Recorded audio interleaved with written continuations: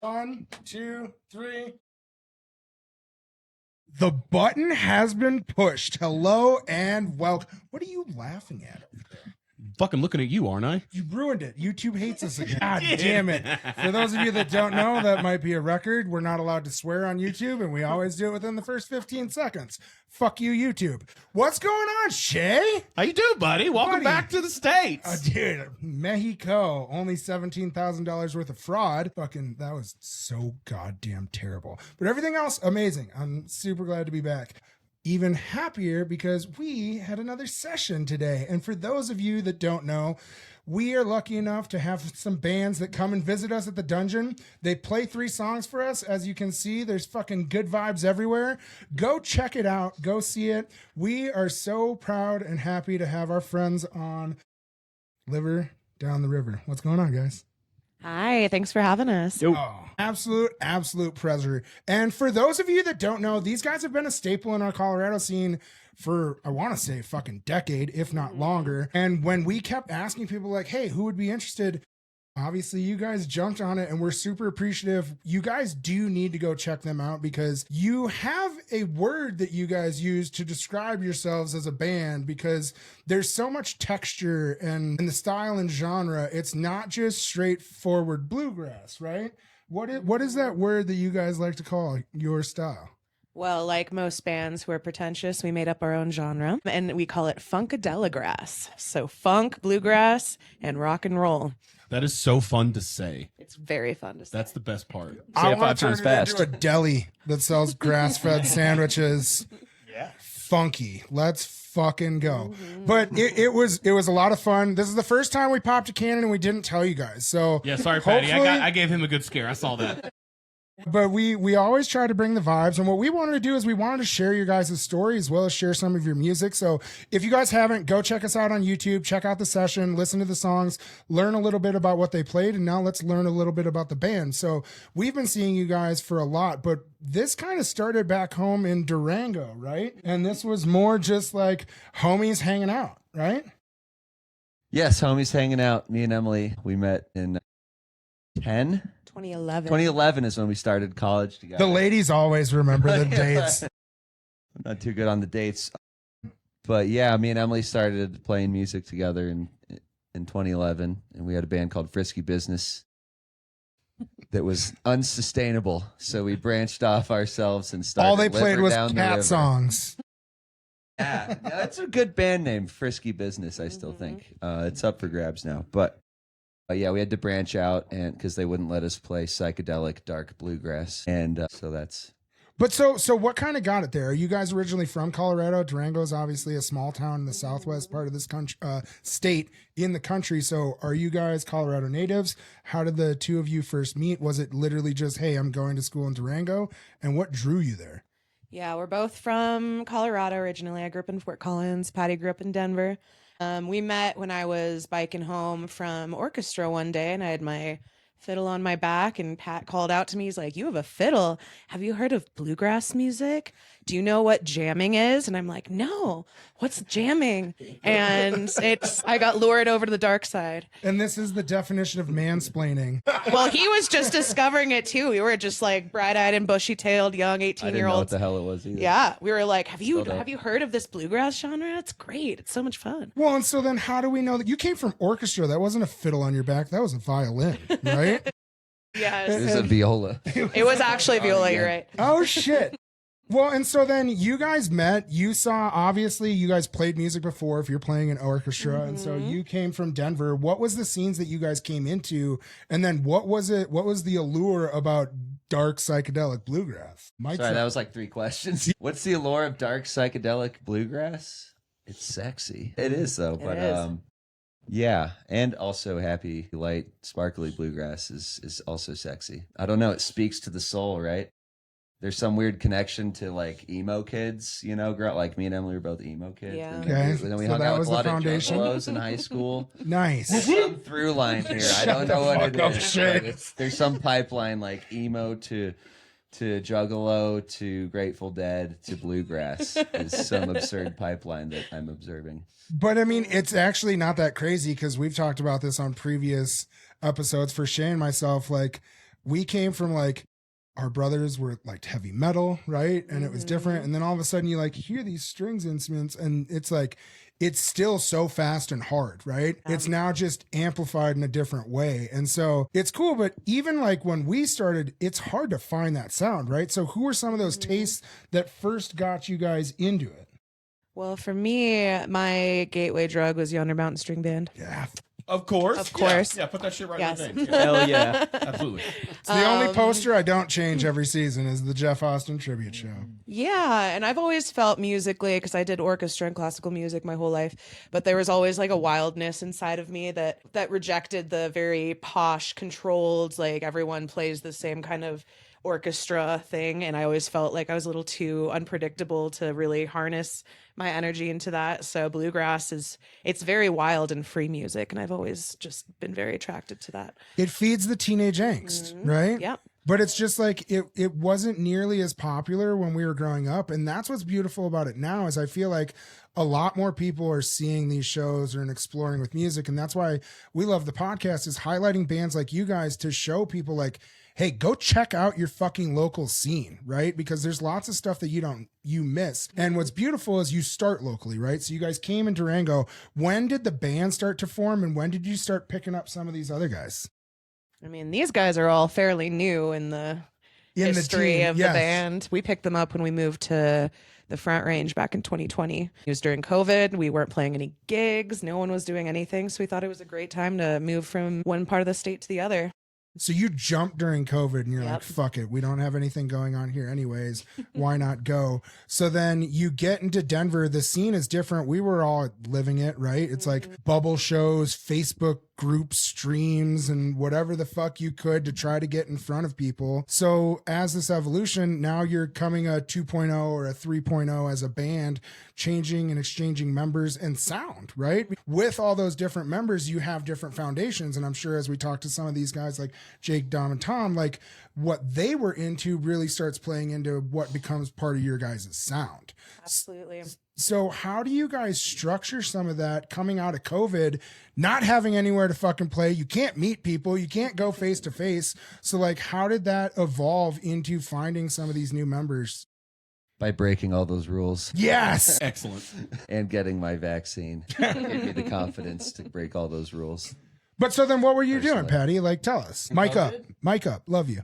Yeah, I still need the mic. I started playing. I actually started making more money than ever with music because I started playing with my friend Tara Rose band, and she knew how to actually, get musicians paid and stuff. And so we were doing all these. We were gigging our ass off, which was pretty cool for that a couple of those summers of destruction.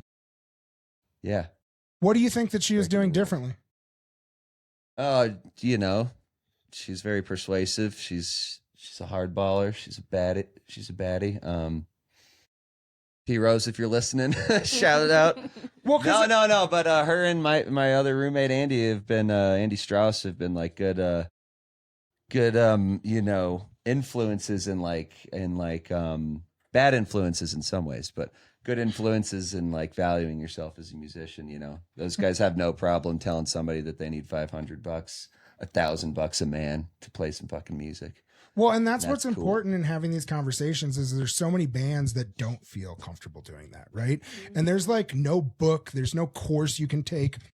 They have college that you can go and Berkeley can pretend to tell you that they can prepare you for this, but you can't, right? There's really no way to prepare to get out and like the social media aspect of your band. When you're small enough, booking your own shows, negotiating contracts, knowing how not to get fucked, right? Like all those things end up being a learning curve. And sometimes you just eat shit and you're like, well, I did it for free last time, so I guess maybe I should do it for free again. And it's like, well, just like any trauma, it's like, how do you break that fucking cycle? Right. And I think it's really an important conversation for other bands to know that like, hey, we're all in this as a community. And I think that we're stronger together, just like battling like AI art, like fight for your pay, fight for something, right? Like they're making money off of having you there. So why aren't we promoting to get bands paid? And we always say support local artists, but is that just supporting the breweries that aren't paying me? Sorry. Yeah, it's a balance. Not to throw every gig under the bus. Of course not. But we definitely have places that we all know in the scene. They're like, they're not going to pay us, right? Or they're not going to do shit, or the expectations. And no matter what it is, or even being on an undercard of somebody else that's coming in from a nationwide tour, it's like, hey, I want to pull from your fans, right? And they're like, cool, I'm going to give you like $250 and 3 PBRs.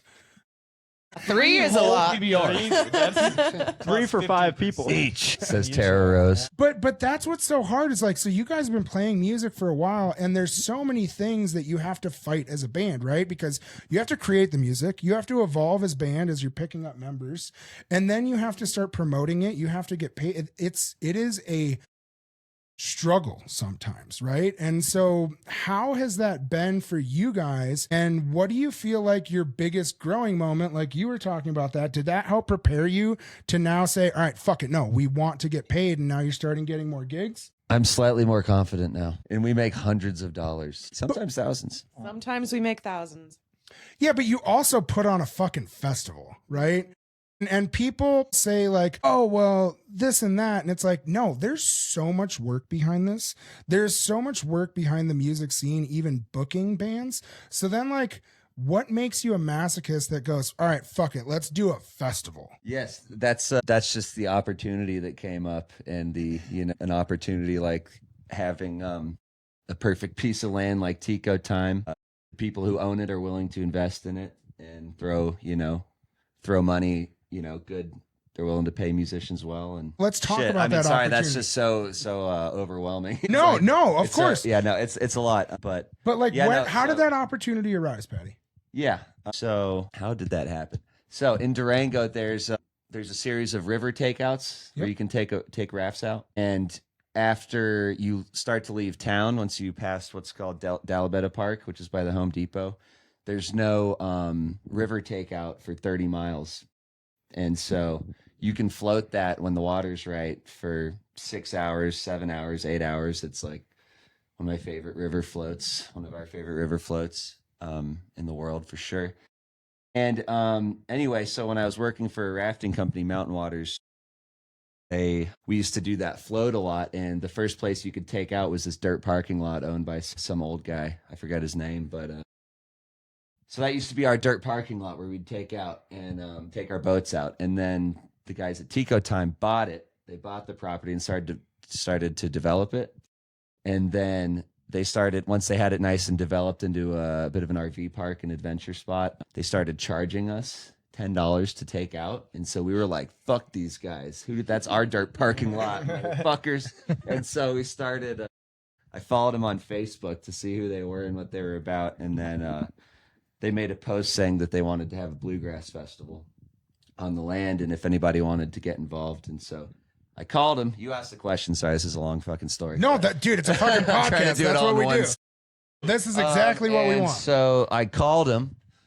I called Tika, and I was just like, hey, man, I'll volunteer. Or like, what do you need, dude? I can host a pick or whatever. And they're like, oh, actually, we don't know anything about bluegrass or about music festivals. And they're like, do you know any bluegrass bands that like we could hire for this thing? And I was like, total. And this is also during COVID. This is in 2020 or whatever. We're planning for, 2021. Yeah. And basically, yeah, we were planning. Because believe it or not, we do plan things. It takes time.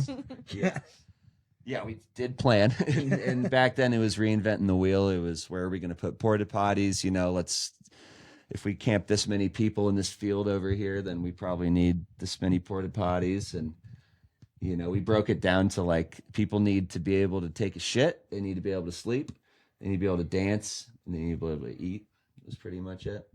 But you also have to put together a lineup, right? You have to sell tickets. You have to promote it. They said, hey man, we got a couple grand that you can throw at this. And so I started pretending to be a talent buyer and contacting agents as if, hey, I'm buying for this new festival in Colorado. Yeah, I was like, you may have heard me. I'm Patty Store. Fucking sweet. Shay, insert your line here. I'm a professional with lots of money to throw. But yeah, no. And then and we built a lineup and we got this killer band together because it was COVID, and we were able to put together the Leftover Dust Farm. Shit. That was sweet. Yeah, that was awesome. Which ruled. It was Tyler Grant and Greg Garrison Alwyn Robinson. I think Thorne, no? Anyway, it'll come back to me in a minute. Oh, and Andy Hall. That's who it was. Shit. Yeah. Another Dobro daddy.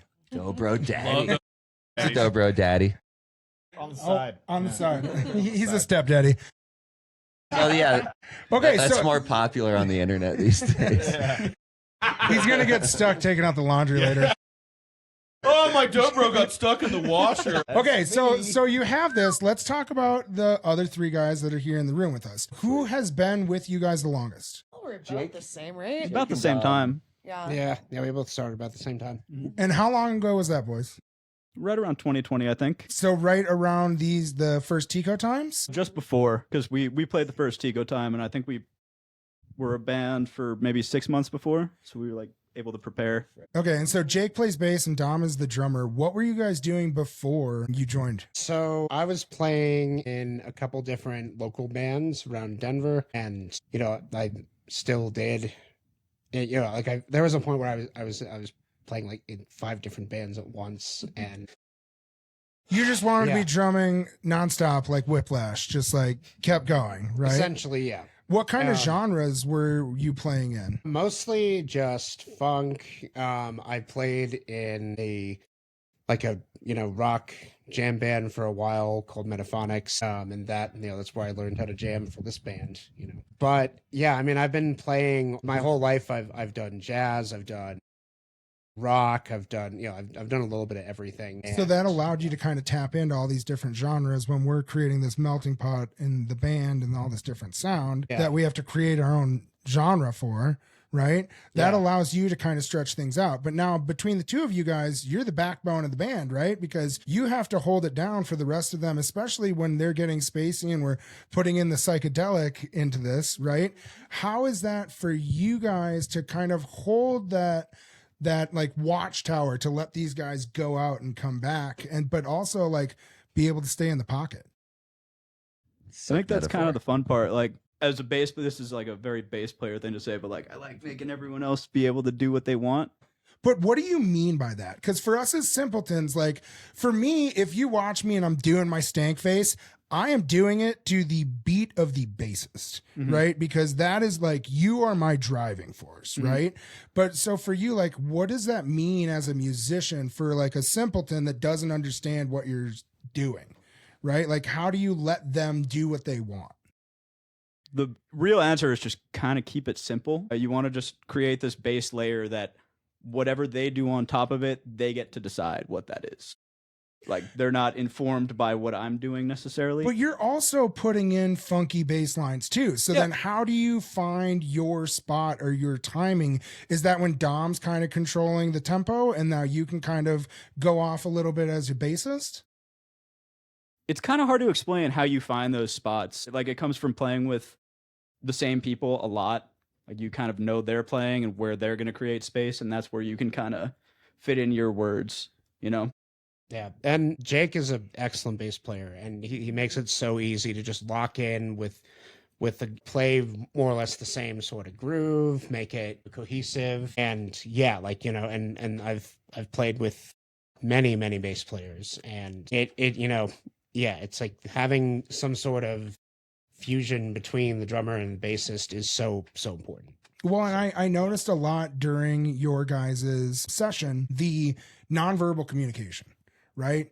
You guys are locked in at looking at each other, going down the line, boop, boop, boop. It really, you're communicating without communicating, right? And that comes from that practice and that evolution. But when you guys first started, for the three of you coming into something that Emily and Patty had kind of already established and been a part of, how was it to now jump in and try to find that and find your own voice and add some of your foundation to a sound that's already been there? I was playing a lot of similar music prior to joining Liver. Like, I met Patty I used to play in Jack Cloonan's band. Nice. And met Patty at Yarmany-Grass. What year was that? Like 2018 maybe? And Patty sat in with our band that set, and that's how we met. That's how I joined the band. So honestly, stepping into Liver, once I learned all the music, I felt pretty comfortable stylistically with everything, and I think it made it pretty easy to blend. Not to mention your college professor Yeah. is Yeah, I studied with Greg Garrison. That's how I met Akuma. Oh, yeah. Just casually. Okay. Oh, just kinda well, slip just that a in. little fucking name drop. Be like, yeah, I guess I did this. Fuck you, Jake. We lead with that, buddy. Jesus Christ. Okay, so then I don't know what jamgrass is, yes, man. that's pretty fucking amazing. So then for you to like learn from someone of that stature, right? So like what was the teaching style for someone like that who has so much knowledge to kind of share it with like this youth that is really early on in their foundation of learning, right? Well, I came into college and I thought I was going to be like some jazz ripper. Turns out I'm not that guy. But Greg, like in my first couple of years of college, Bless basically you. the biggest lesson he taught me was just chill the fuck out. Like play simple. He had a bluegrass ensemble at CU Denver. And I came in first day and I'm, he wants me to just 1-5 till I die. And I'm trying to like add walking fills in between every single bar. He's like, hey man, relax. Like, don't play all that shit. That's And, fucking yeah. make it simple. Yeah, that was the big thing. Well, and that's what's crazy is because like I've talked to so many musicians and we've been super lucky and they talk about like the vocabulary, right? And then it just becomes like an extension of yourself, right? So like picking these things up and now you guys adding on. Tom, when did you join these hooligans?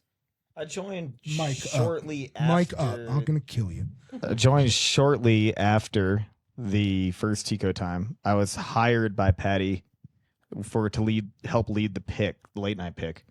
But it's kind of a reunion. I met Emily and Patty at 2019 Arise Fest. My folk band played on the same stage a couple bands before.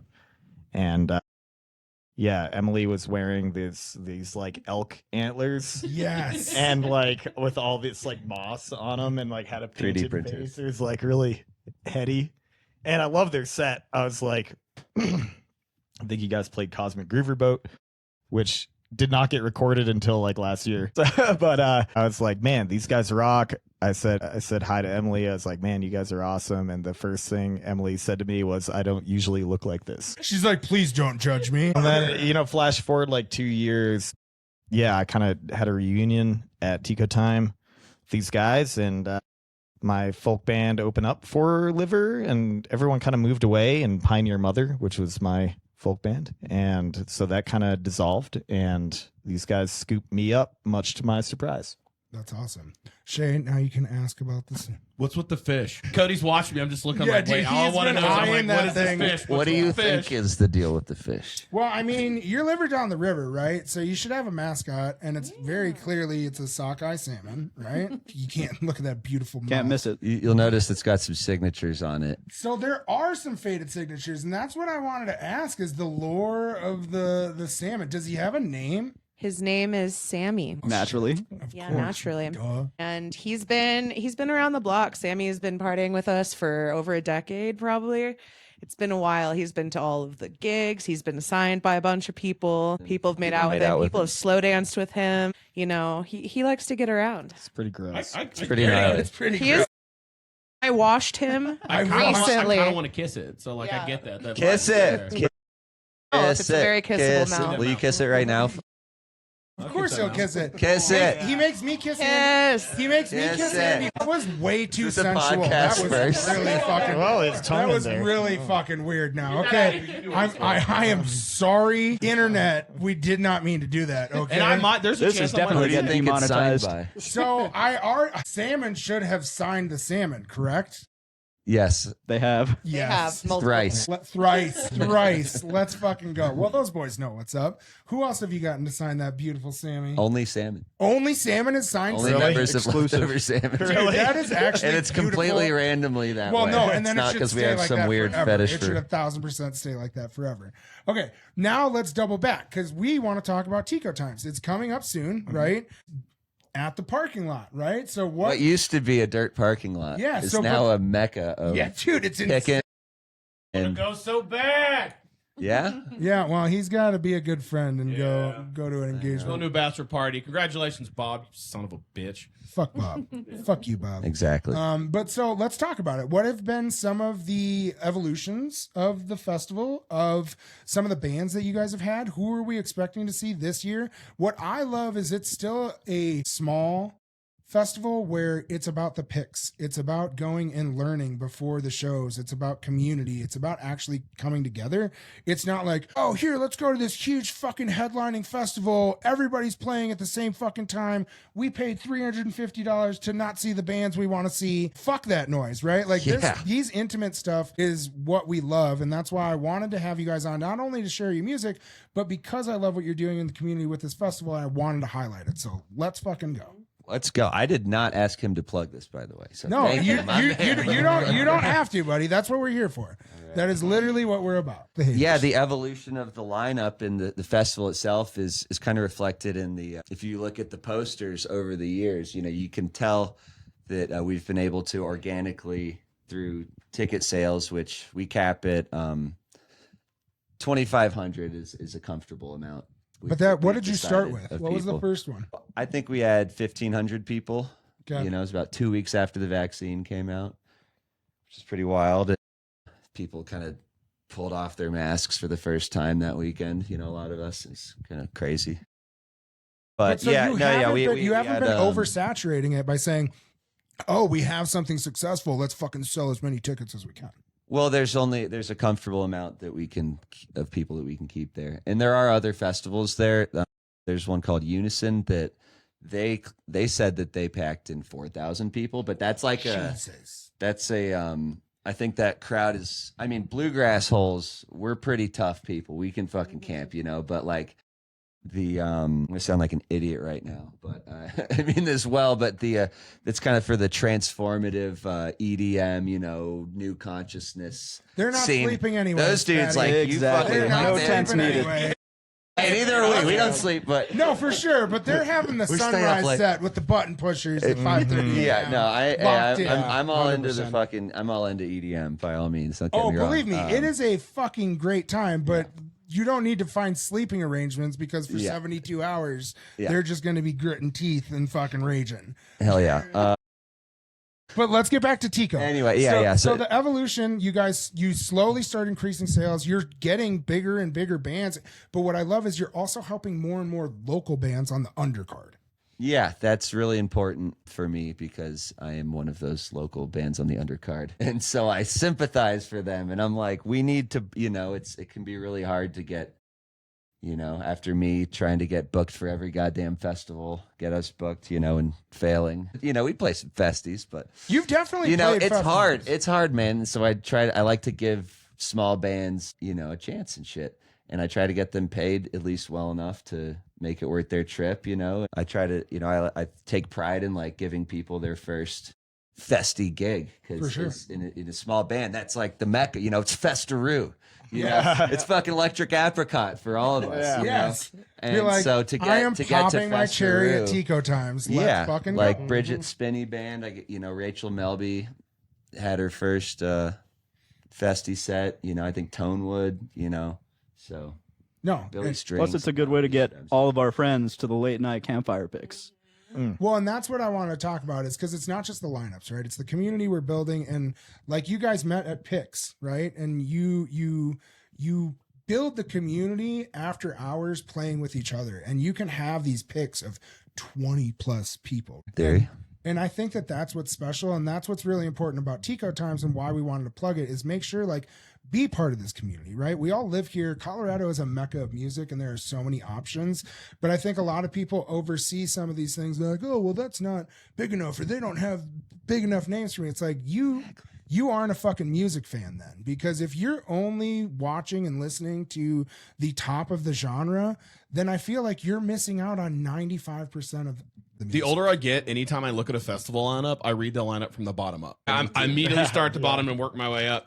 And then now it's gotten to the point where like I can go, I know that band, I want to see that band. Never heard of that band, can't wait to see that band. And that's where like all of my current favorite bands have started down there at the bottom. And it is fun just to get to go on that ride. If they start to get really popular, that's fun too.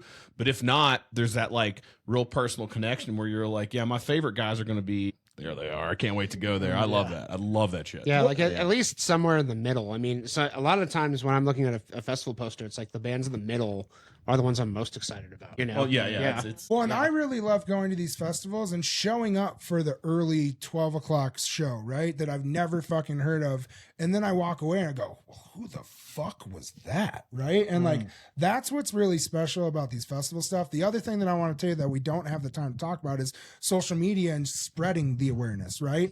And the most important thing is like, we can help as fans. Right. And that's why for people that attend Tico Times or people that know, oh shit, my local band got booked for Tico Times, share the fucking videos of them playing music, share it with us so that we can listen, so that when we're doom scrolling, we're like, oh, shit, this lady rips on the fiddle or viola or whatever the fuck she's playing today. Turn your volume on your phone. Turn it on. And tag us. Please. Yes, tag you 1,000% because then they can share it and they can do things. But that's where I'm telling you is if you don't ask for it, a lot of people don't know, right? And oftentimes fans are like, oh, well, I don't know. And that's what I say is like these people with the parasocial relationships with musicians, what they don't realize is if they just went and hung out in their local fucking music scene, they could actually be friends with the fucking musicians.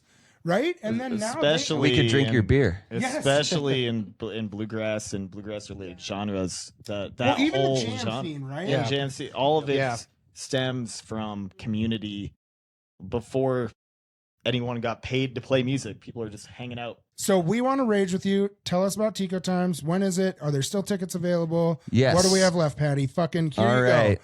Come on Before down. I split to this crayfish boil with Alex Teely. What up, dog? What are we doing? Tico Time Bluegrass Festival. It's May 15th through 17th. It's coming right up.